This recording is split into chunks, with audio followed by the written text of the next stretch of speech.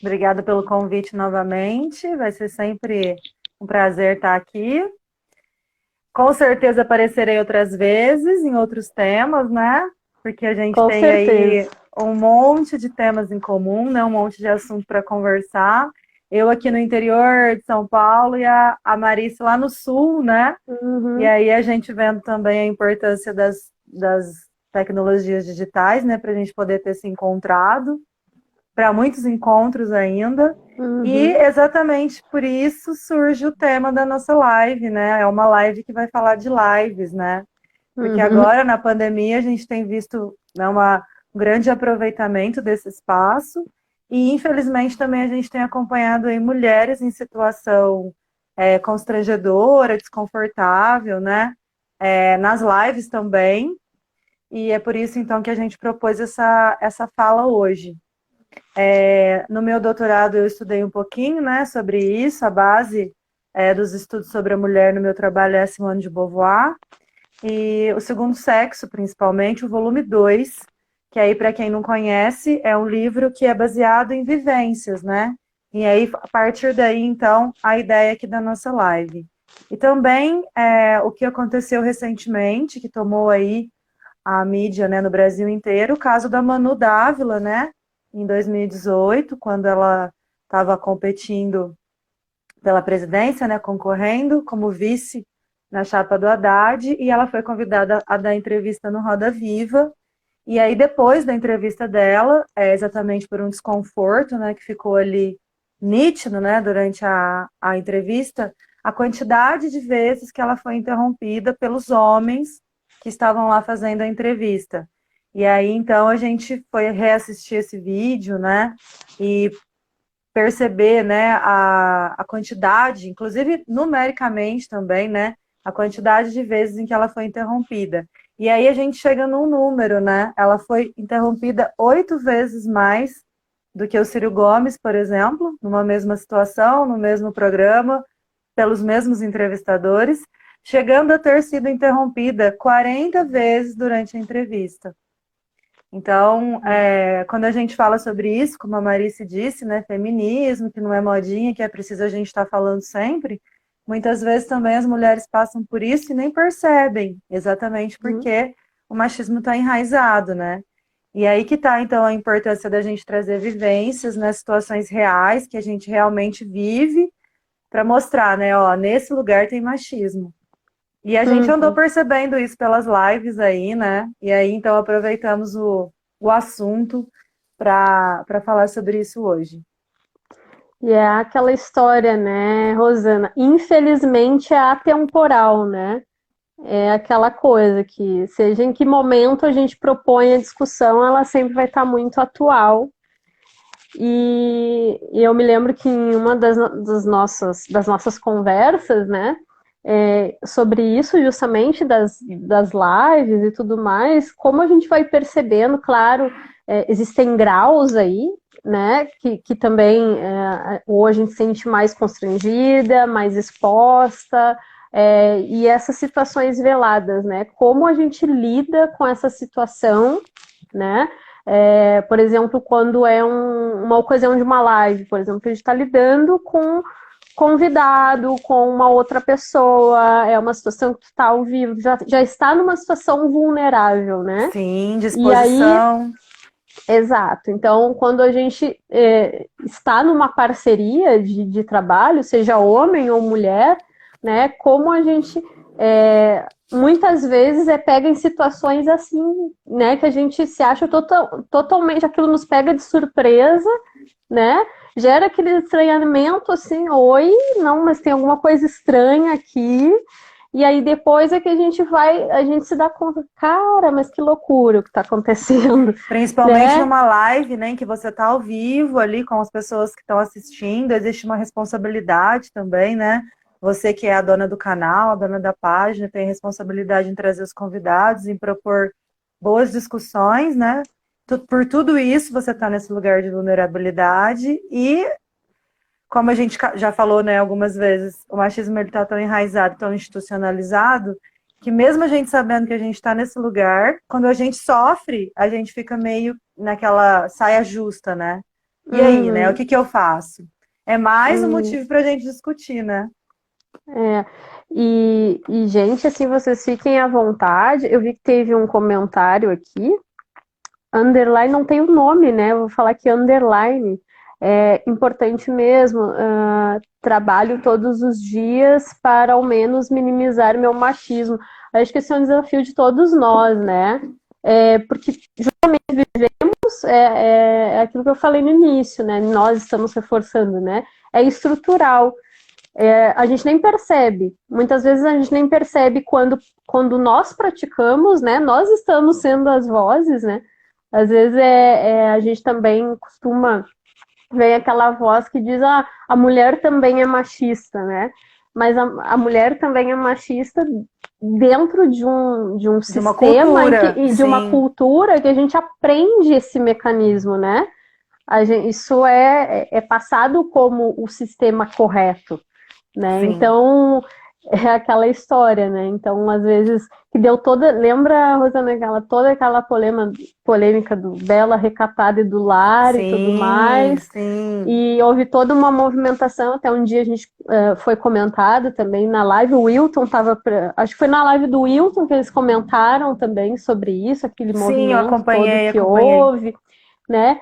E a gente vê, houve naquela época também muito o movimento, né? Ah, mas a mulher, ela também pode se interessar por ser do lar, né? Sim, sim, Só que, sim. ok, tudo certo. Mas a Que seja uma questão opção, né? que seja, justamente isso, que seja uma opção, que não seja algo imposto.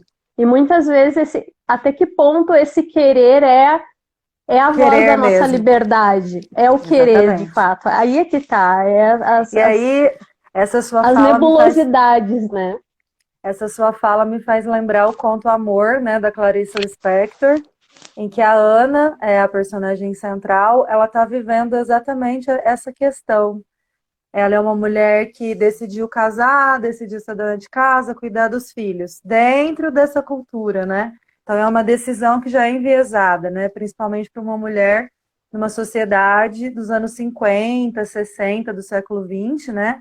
Muito mais marcada do que a sociedade de hoje. E todos os questionamentos que ela traz, né, nesse conto, é pelo fluxo de consciência, né, dessa personagem, que faz tudo em casa, às vezes chega até a refazer o serviço que já foi feito, refaz a cama, lava de novo a louça, faz tudo outra vez, porque às 4 da tarde vem a hora perigosa. É assim que ela Hum, diz no conto. A hora perigosa é a hora que ela começa a se questionar, né? Que ela começa a entrar numa crise existencial. E coincide, Marice, isso é interessante. Não sei se por conhecimento ou não da Clarice Lispector, né? Não sei se ela teve essa leitura, uhum, porque ela foi contemporânea, né? Daquele livro que é resultado do feminismo estadunidense, que é a mística feminina, em que a autora ela cria esse conceito, né? É o mal sem nome, que é a mulher que sente uma necessidade, não se vê como mulher, se vê apenas como mãe ou como esposa, não percebe a sua funcionalidade na sociedade, além das paredes domésticas. E aí elas uhum, começam a frequentar os consultórios de psiquiatras, que naquele momento histórico estavam sendo visitados pelos homens que voltaram da Segunda Guerra. Então os uhum, psiquiatras se assustaram. Assim, nossa, mas quantas mulheres, né, estão procurando atendimento psiquiátrico? E as narrativas das mulheres eram sempre as mesmas. Daí, então, surge a mística feminina, né? O próprio nome uhum. diz, a mística, aquilo que existe, mas não existe, né? Tá ali, mas ninguém sabe. Inclusive, o nome ficou mesmo esse, o mal sem nome, né? Que é isso que a gente está falando. Essa mulher que vive esse momento, né, esmagada por esse machismo institucionalizado, sem escolha, né? E aí, veja, o conto é lá da década de 50, 60, e a gente hoje, em 2020, falando disso, né? Quer dizer, muitas coisas mudaram, mas ainda há muitas coisas Uhum. para mudar, né? E eu acho que parte mesmo dessas iniciativas, né? De debate, de ampliação das redes, né? De discussão, Uhum. porque também é um assunto que fica muito estigmatizado, né? Tem muito. tem muita fala do senso comum sobre o movimento feminista, como você disse, Uhum, né, agora há pouco, a modinha, né? Mas é uhum, preciso que as pessoas compreendam a importância desse movimento, principalmente do final do século XIX para cá, né, o movimento sufragista, que começou na Inglaterra e depois se espalhou pelo mundo, para que as mulheres no Brasil conseguissem votar apenas em 1932, né? Então, de lá para cá, quantas coisas já aconteceram, né? Desde que a mulher saiu do lugar de musa e começou a uhum, escrever a sua história, né? Pegou a caneta e saiu daquele lugar de musa inspiradora, que está lá na Bela Recatada e do Lar, né? É o homem uhum, nos colocando no lugar que para ele seria o adequado. Até o momento em uhum, que a gente não tem condição de falar, né? Porque fomos silenciadas secularmente, né? Inclusive queimadas nas fogueiras ainda, para deixar isso ainda mais marcado, né? Um silenciamento ainda violento, além de uma prática social, uma prática de violência física mesmo, né? uhum, De um apagamento do indivíduo. E aí, então, a gente começa a ver esse movimento por algumas mulheres que conseguem chegar aí na literatura, né? E aí, um fenômeno muito interessante para a gente falar aqui, no momento ainda que as lives não existiam, né? Que as mulheres se comunicavam de um outro jeito, pela literatura, que também é a minha área, a quantidade de mulheres que teve que usar pseudônimo masculino, né? Porque se elas primeiro que elas nem conseguiriam publicar como mulheres, né, com uhum, assinaturas femininas. Os editores não aceitavam. Segundo, elas não queriam cair naquela estereotipação, né? Ah, é a mulher que escreveu, né? E aí a avaliação do livro já é enviesada.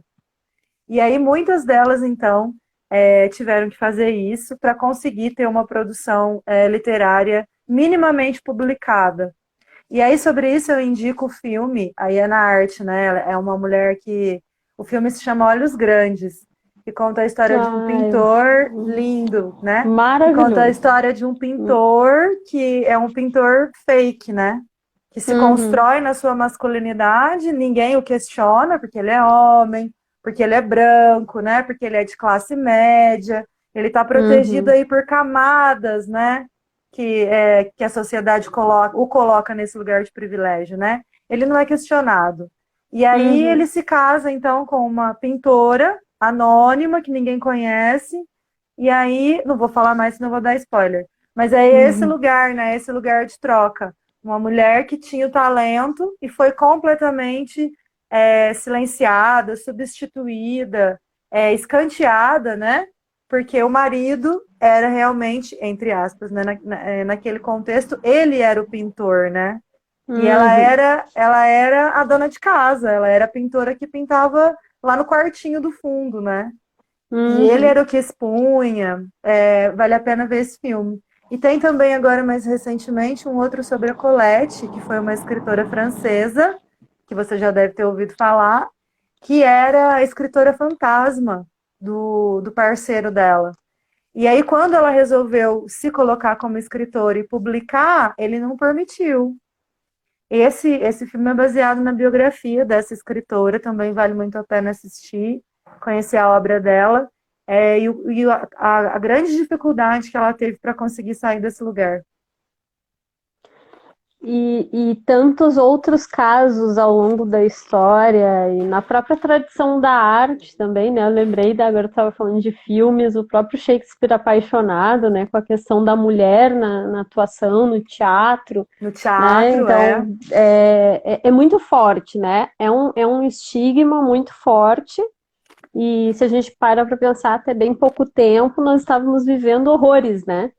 E que sim, hoje horrores que sobrevivem, muitas vezes nessas versões, muito equivalentes, muito próximas em termos de violência física, inclusive, torturas simbólica, físicas, física, simbólicas, psicológica, psicológicas, emocionais, enfim. cárcere privado, violência financeira, Exato, ameaça com exato. relação aos filhos.